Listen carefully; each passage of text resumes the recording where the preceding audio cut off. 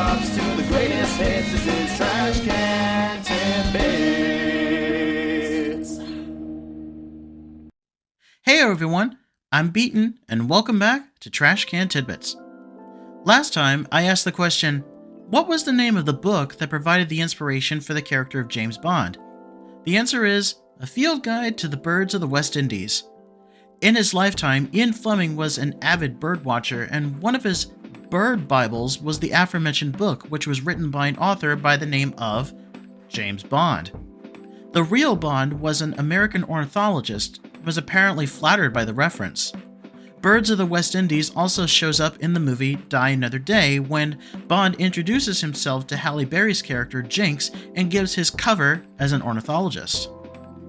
Now with that addressed, let's get started with fact number 1. Did you know that the first scene in The Dark Knight was filmed partially in IMAX? The opening sequence features a group of criminals in clown masks robbing a bank, which climaxes with one of them killing each of his partners in crime, revealing himself to be the Joker in disguise.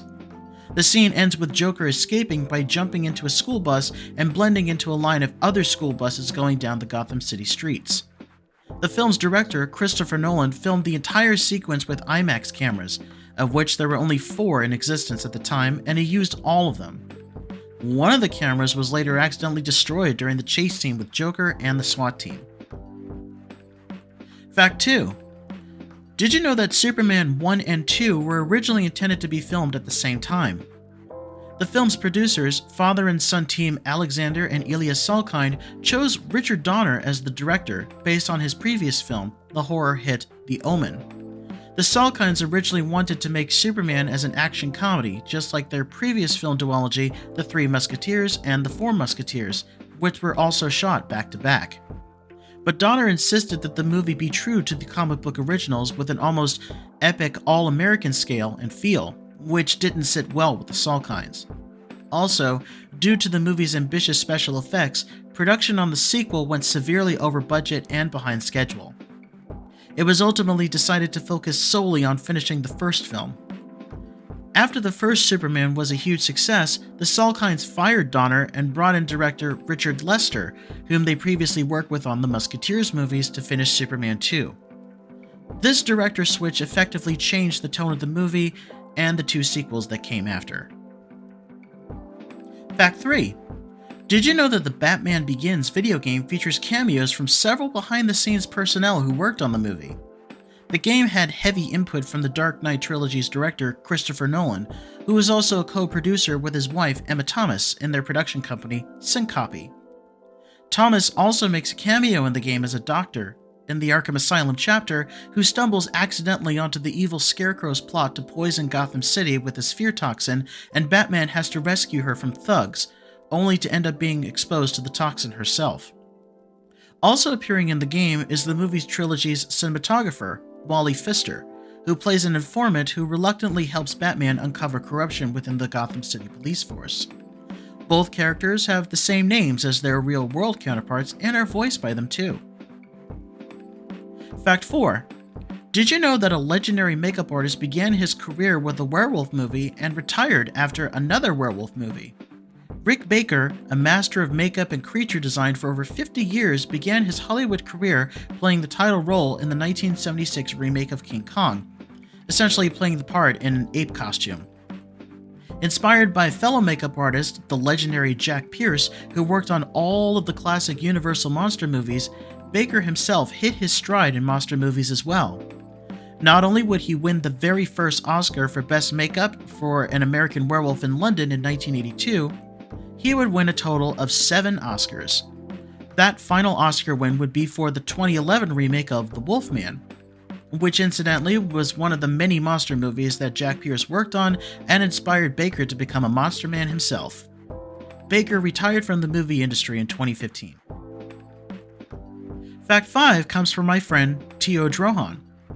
Did you know that Disney owns 2 versions of the story Ferdinand the Bull? The story of the gentle bull that was forced into the bullfighting ring was first published in book form in 1936.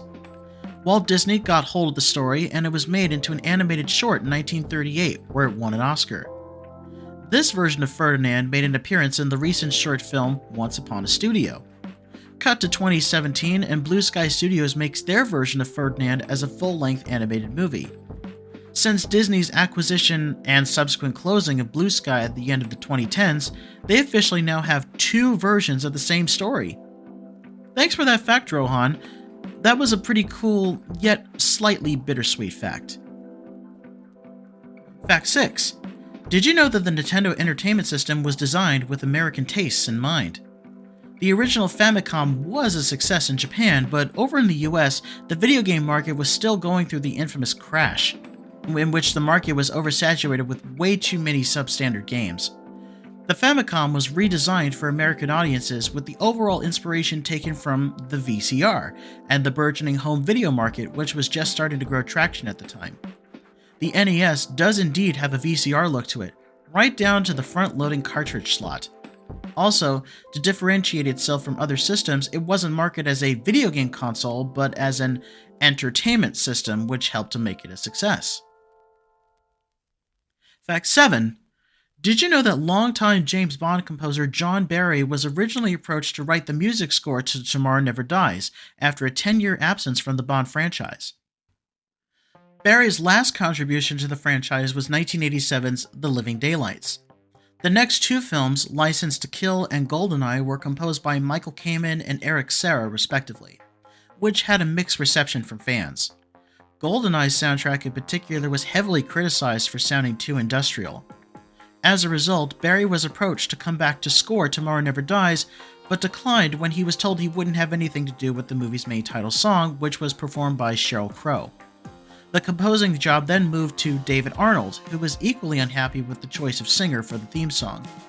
He ended up writing his own theme song for the movie, Surrender, sung by Katie Lang for the movie's end credits, which also contains the words Tomorrow Never Dies in its chorus.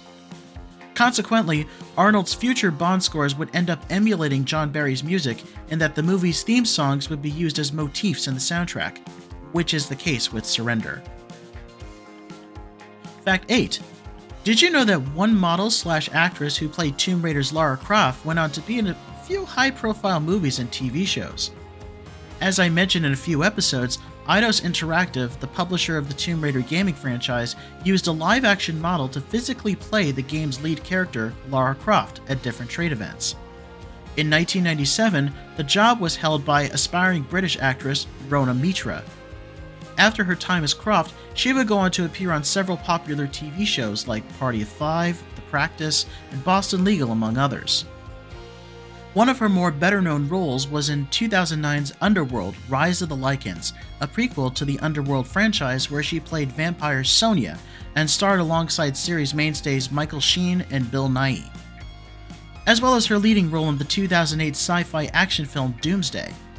Mitra continues to have a thriving television career, having been on such shows as Nip Tuck, The Strain, The Last Ship, and Supergirl. Fact 9. Did you know that Andre the Giant was always the first choice for the part of Fezzik in The Princess Bride?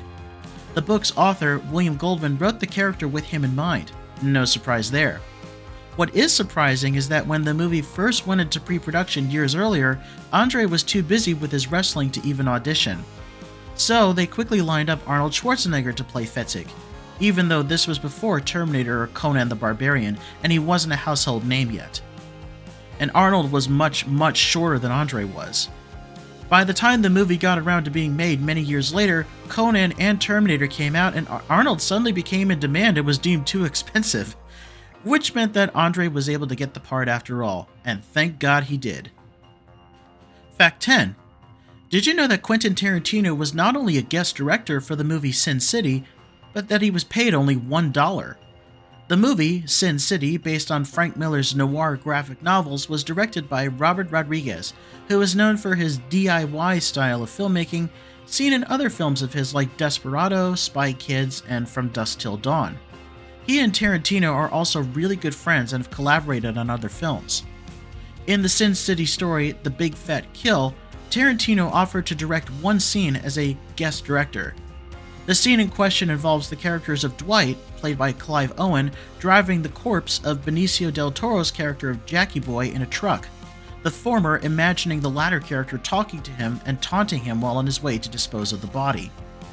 Tarantino mainly did this as a favor to Rodriguez and was paid only $1 for his efforts.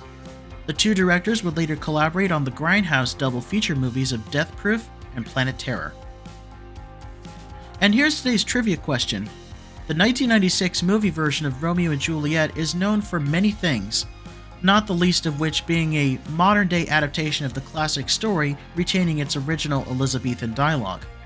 Instead of Renaissance-based Verona, Italy, the setting is transposed to Verona Beach, reminiscent of West Coast California. One major plot point in the story is Romeo's friend Mercutio being killed by Juliet's cousin, the cocky Tybalt. Romeo pursues Tybalt and kills him in a fit of rage. What made the scene in the 96 movie so engaging is that during and after Mercutio's death, when Romeo runs to his car to chase after Tybalt, the sky is cloudy and dark, and the sounds of thunder and wind is heard. My question to you is, true or false? Baz Luhrmann shot Mercutio's death scene during a real hurricane. And there we go for this episode. I really hope you enjoyed it. It's still pretty fun to be able to write these episodes and sharing all this useless knowledge with you. Do you have any other facts you want to share with me for future episodes? Get in touch with me or comment below. And as always, please don't forget to like, subscribe, share, and ring the bell to be notified for future videos. Thanks for watching, and I'll see you next time.